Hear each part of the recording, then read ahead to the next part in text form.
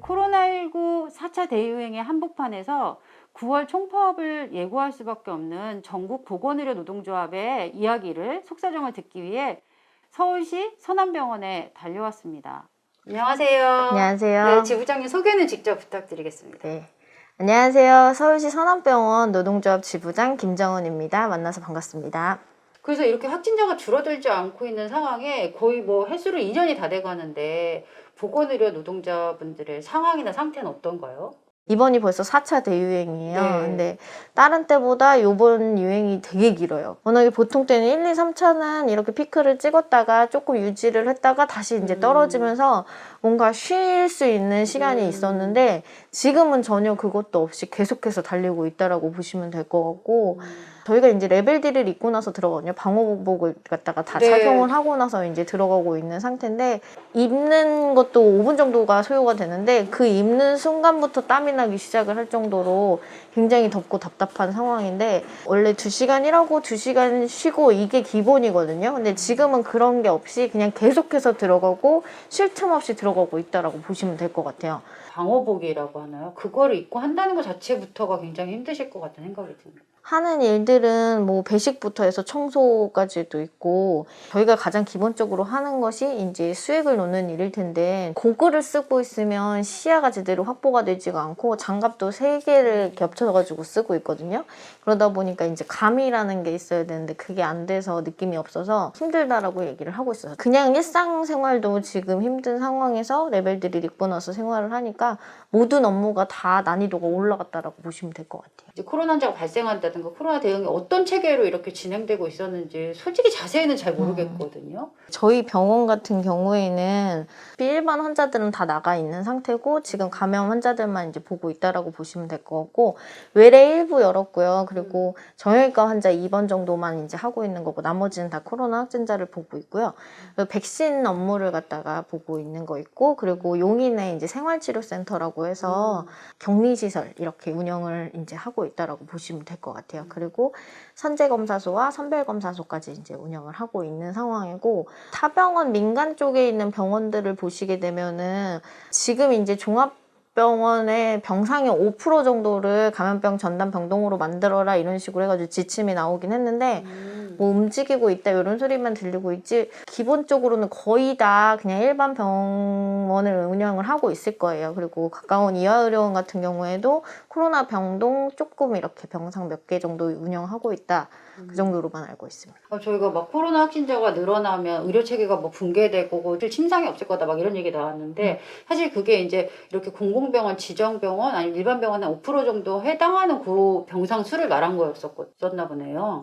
저희 나라에 이제 공공의료가 10%도 안 되거든요. 네, 10%도 안 되는 숫자에 모든 병원의 숫자의 10% 정도만 공공병원으로 사용이 되고 있어요. 그렇군요. 네. 네. 그리고 나머지는 다 민간이고 그래서 거기서 공공에서 또 80% 정도가 다 코로나 환자를 보고 있다라고 보시면 될 것 같아요. 그래서 코로나 외에 이제 취약계층이나 다른 진료를 봐야 되시는 분들이 있으면 진료 보기가 굉장히 힘들죠. 아파도 병원에 갈 수가 있어야 되는 건데 민간 병원들은 다 기본 구조가 아무리 수가가 적용을 받는다라고는 하지만 돈이 있어야지 치료를 받을 수 있는 구조잖아요. 네. 보험 안 되는 치료도 많아요. 그렇죠. 네. 그리고 이제 공공병원들 같은 경우에는 그렇게 취약계층들을 위해서 어느 정도의 보존을 해주는 그런 분야들이 있고 그렇다 보니까 돈이 없어도 아파도 언제든지 치료를 받을 수 있는 그런 인프라가 구축이 되어야 된다고 생각을 해요. 지금 돈이 없는 사람들은 그럼 아프면 어떻게 해야 되냐, 아프면 죽어야 되는 거냐 이런 시점에 있는 거죠. 그러다 보니까 이제 공공의료는 계속해서 확충이 돼야 되고 기본적으로 있어야 된다라고 보시면 될 것 같아요. 총파업을 하는 예고하고 있는 의미와 좀 핵심 요구사항은 무엇일까요? 지금 이제 가장 문제가 어쨌건 보건의료 인력이 부족한 부분이 가장 커요. 의사협회에서 전에 파업을 하면서 의사 많다라고 얘기를 하고 있지만 OECD 국가 중에서 우리는 가장 적은 의사를 갖다가 수를 가지고 있고 근데 이것들이 이렇게 많이 드러나 있진 않아요. 왜냐하면은 이제 병원을 보시면은 PA라고 해가지고 간호사가 의사 업무를 대신해가지고 하는 경우들이 굉장히 많거든요. 근데 이거는 사실 불법이에요. 서울대 병원에서 인정을 했거든요. 그런 일들이 비일비재하다 보면은 가장 문제되는 거는 환자의 안전과 건강이에요. 그럼 합법적으로 의사를 갖다가 늘리던가 안 된다라고 하면 PA를 갖다가 제도화를 한다거나, 그래서 정말 트레이닝을 해서 보건의료 인력으로 제대로 쓰던가. 보건의료 노동자 중에 제일 중심이 간호사거든요. 가장 인원수가 많다라고 보시면 될 것 같은데, 그러니까 희생과 봉사를 조금 강요를 받게 되면서 파업도 제대로 한번 해본 적이 없고 인력 확충이 진짜 제대로 한 번도 된 적이 없었어요. 그래서 올해는 좀 인력 확충에 대해서 제대로 한번 얘기를 해보자라고 얘기를 하고 있어서, 우선은 내가 지금은 안 아프지만 내 부모님, 내 자식, 그리고 내가 나중에 아플 수도 있잖아요. 그때 이제 제대로 된 치료를 받기 위해서는 지금부터라도 간호 인력 확충하자, 이렇게 보건의료 인력 확충하자라고 이제 말씀을 드리는 거라서 시민 여러분들이 좀 이 부분에 좀 관심을 많이 가져주시면 좋을 것 같습니다. 시민들에게 보건의료 노동자로서 이번 총파업에 관해서 이렇게 좀 봐주시면 좋겠다, 이렇게 요청하고 싶으신 이야기가 있을 것 같아요. 아무래도 총파업이라고 하면은 시민 여러분들이 지금 내가 조금 불안하지 않을까, 네, 내가 그런 만약에 마음도 좀 있는 의료 거고. 서비스를 받아야 되는데 못 받게 돼가지고 문제가 생기지 않을까, 이런 생각도 하실 것 같은데, 근데 저희도 마찬가지고 파업을 만약에 들어가게 되면은 환자들을 어떻게 해야 되지? 이런 생각들이 다 기본적으로는 있어요. 근데 그럼에도 불구하고 이제 저희들이 할 수밖에 없는 상황을 조금 봐주셨으면 좋겠다라고 이제 생각을 하고 있는 거고, 계속 버텼거든요. 진짜 2년 이제 다 돼가는데 진짜 너무 힘들게 버텼었어요. 근데 정부는 이제 땜빵용으로 해가지고 파견 간호사들 파견해주겠다 뭐 이렇게 얘기를 하고 있지만, 당장에 이제 너무 힘들어가지고 계속 그만두고 아예 파견 간호사를 하겠다라고 나가시는 분들도 있어서, 정부의 이렇게 땜빵식 이런 처우는 이제 끝내고 뭔가 실질적인 이제 대안을 갖다 좀 마련했으면 한다라고 이제 요청을 하는 거라고 보시면 될 것 같아요. 어떤 분이 열심히 버텨주셨는데 조금만 더 버텨주시면 안 되겠냐, 이런 글이 있더라고요.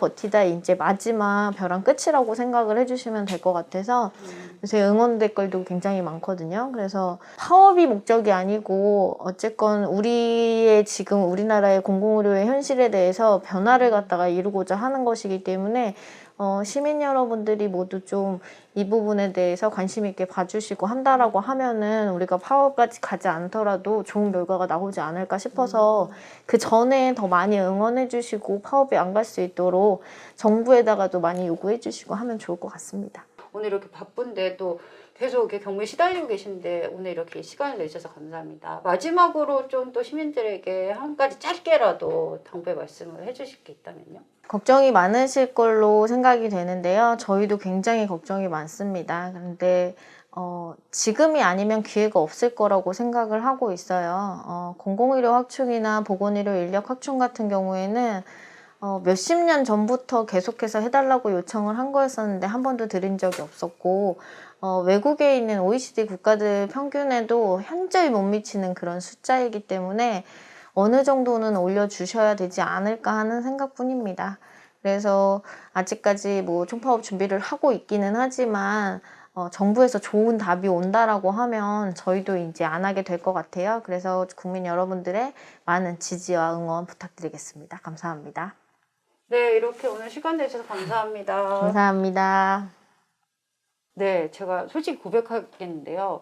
사실 공공의료 체계, 공공의료 제도, 이것은 보건의료 노동자들의 몫이라고만 저는 생각하고 있었던 것 같습니다. 사실은 이제 공공의료 체계라는 것이 이렇게 기후위기로 인한 감염병이 반복되는 시기에 곧 나의 안전, 우리의 모두의 안전과 직결되는 이야기라, 그것을 요구해야 되는 주체가 바로 시민인 거를 제가 좀 잊고 있었던 것 같습니다. 오늘 이렇게 지부장님하고 이야기를 나누면서 공공의료 체계에 대해서 요구하는 것은 시민 스스로의 역할이기도 하다, 이런 생각도 든 것 같습니다. 파업이 예고된 상황에서 정부와 전국 보건의료 노동조합의 협상이 잘 돼서 이번 기회에 우리나라의 공공의료 체계가 제대로 자리 잡는 계기가 되길 바랍니다. 네, 응원합니다.